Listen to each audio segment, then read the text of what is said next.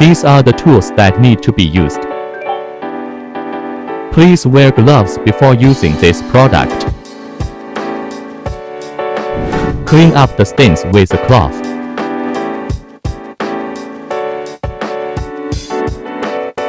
Use masking paper to protect areas that do not require painting.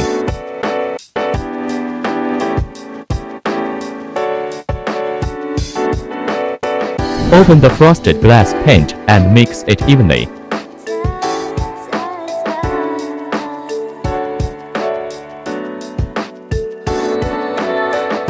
Brush back and forth in one direction.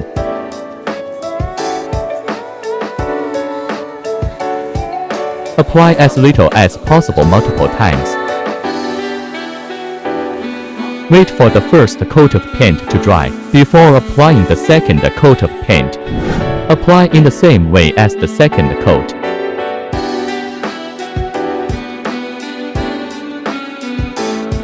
Can increase or decrease the number of coats of paint according to personal needs. Tear off the masking paper after the frosted glass paint dries.